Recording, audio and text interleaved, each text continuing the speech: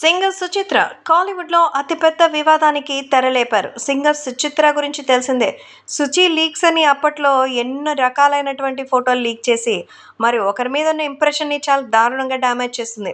Reality లైఫ్లో చాలామంది ఇలా ఉంటారా అని చెప్పి ఆశ్చర్యపోయారు. ఆ సుచి లీక్స్లో చాలామంది సెలబ్రిటీలు వాళ్ళ పర్సనల్ ఫొటోస్ని ఆమె బయటపెట్టడంతో ఎన్నో వివాదాలకు కారణమైంది సుచి. ఇప్పుడు తాజాగా సుచిత్ర ధనుష్ అలాగే ఐశ్వర్యల పెళ్లికి సంబంధించిన విడాకుల విషయంలో మరి మౌనాన్ని కాస్త బయటపెట్టింది.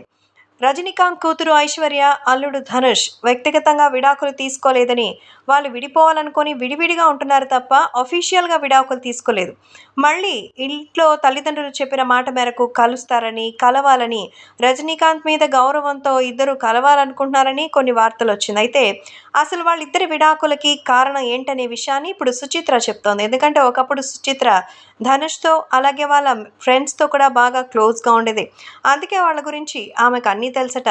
So, top stars private photos తెరపైకొచ్చి రానా, త్రిష, ఆండ్రియా, జెర్మియా, ధనుష్ అలాగే అనిరుద్ వీళ్ళందరి ఫోటోస్ అయితే సోషల్ మీడియాలో వచ్చింది. సో, ఒక్కసారిగా టాలీవుడ్, కాలీవుడ్‌కి ఉలిక్కి పడేలా చేసింది. దాదాపు ఆ సంఘటన జరిగి 7 ఏళ్లయింది. మరోసారి రజనీకాంత్ కూతురు గురించి ఆమె చేసిన కామెంట్స్ ఆమె షాక్ ఇచ్చింది.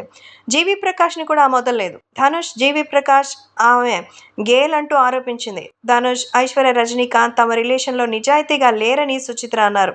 ఒకరిని మరొకరు మోసం చేసుకుంటారని సుచిత్ర చెప్పారు. ధనుష్, ఐశ్వర్య ఇతరులతో అఫైర్ సాగించారని ఆమె పరోక్షంగా అన్నారు.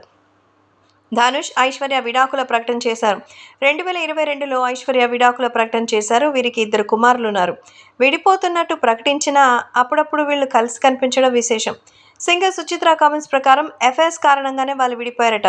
మరి సుచిత్ర కామెంట్స్ ఎంతవరకు నిజం? అంటే ఐశ్వర్య వేరొక అతనితోనూ, ధనుష్ వేరొక ఆమెతోనూ రిలేషన్స్‌లో ఉండడం వల్లే వాళ్ళు విడిపోతున్నారని ఆమె చెప్తోంది.